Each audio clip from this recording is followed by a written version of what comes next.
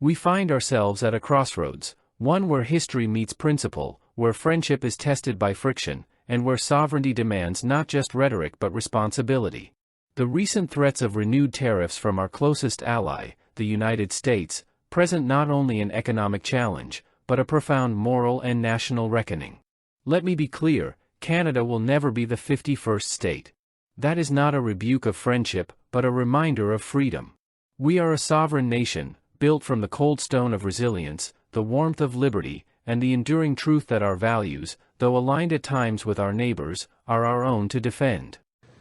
I'm, once again, like all Canadian leaders, forced to address yet another attack by President Trump against our economy.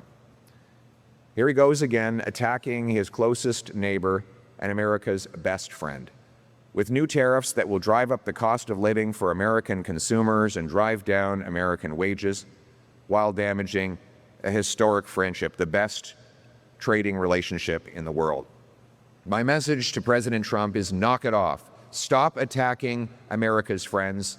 Start trading so that we can once again become richer, stronger, and more secure on both sides of the border. That is how we will have the money for stronger military and stronger borders to secure our continent against real threats and real enemies. We will never be the 51st state, but we can once again be friends with the United States if the president reverses course on these disastrous tariff threats.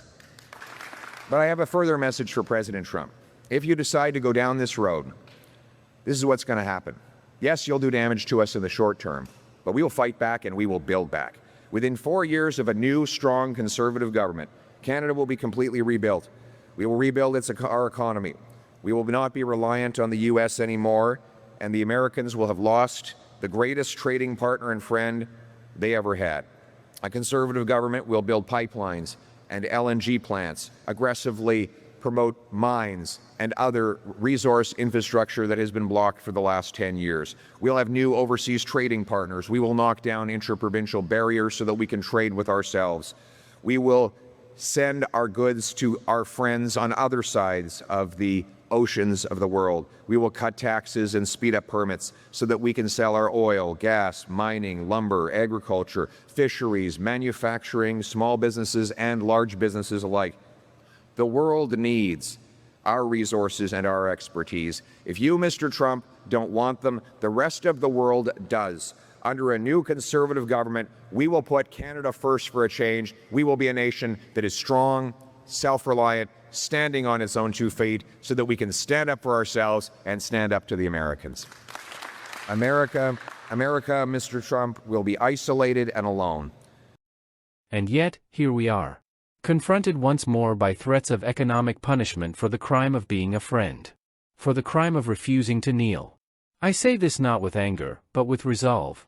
These tariff threats, if enacted, will hurt families on both sides of the border. They will raise the cost of living for American workers and Canadian households alike.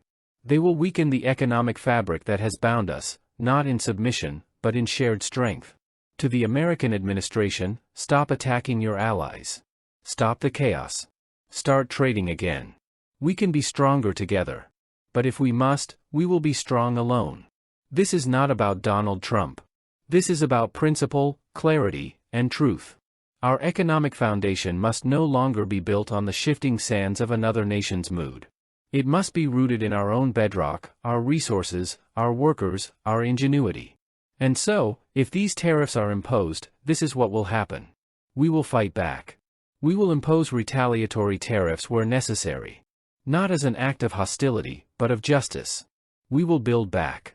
Within 4 years of a new government, we will rebuild Canada's economy from the inside out. We will fast-track pipelines, LNG plants, and mines, resource infrastructure that has been unjustly blocked for a decade. We will reduce the bureaucratic maze that has kept our industries from thriving. And yes, we will cut taxes and open markets, not just overseas, but within our own provinces, finally tearing down the barriers that have stifled interprovincial trade.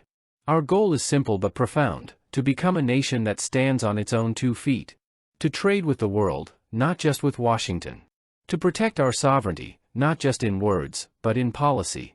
And to ensure that no foreign leader, no matter how powerful or popular, ever again believes they can push Canada into economic submission. This isn't a rejection of friendship with America.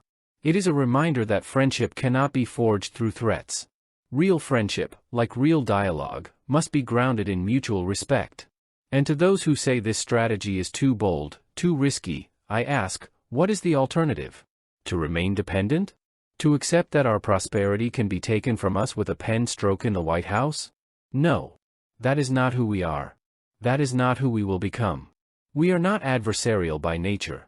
We are curious, reflective, and principled. We believe in clear, accurate communication. We believe in engaging with complexity and recognizing where we may be wrong. But we also know when to stand our ground, and that time is now. Our fight is not one of anger, but of truth. And truth demands clarity. We must build a Canada that is less vulnerable to economic coercion. That means engaging in intellectual self-critique. It means carefully choosing our words and actions, not in fear, but in strategy. It means confronting difficult questions with the humility to admit where we have faltered, and the courage to chart a new path. This is a moment for serious reflection, and for serious action. The challenge before us is not just economic, it is psychological. It asks us to reconsider the nature of identity, strength, and independence. It compels us to listen, to truly listen, not only to our critics but to our citizens, whose livelihoods depend on leadership, not lip service. Let us be inquisitive, not reactionary. Let us uncover the hidden logic beneath these confrontations. Let us use this moment as a learning opportunity, to refine our thoughts, to make our arguments more convincing, and, if needed, to change our minds based on better evidence. That is what real leadership looks like. This is not a campaign of confrontation, it is a campaign of authenticity. A campaign that respects the subtle, complex nature of both human psychology and international relations. A campaign that believes in intellectual humility, but also in national confidence. We are not hostile. But we are unafraid. We are not dependent. But we are interconnected. And we are not weak. We are simply waking up. Let this be a turning point, not of division, but of decision. Let it be said that when faced with pressure, Canada did not fold, it focused. It listened deeply. It spoke carefully. And it acted decisively. To those who believe the future belongs to the loudest, the angriest, or the most powerful, I say the future belongs to the clear-minded, the principled, and the prepared. This is not a rejection of the United States. It is a reassertion of Canada. We stand with our friends, but we do not stand beneath them. We trade with the world, but we do not beg for acceptance. We listen, we question, we critique, but we do not compromise on sovereignty. Let this be the message from coast to coast to coast. We are a nation that builds, that questions, that listens, and when pushed, stands. Thank you.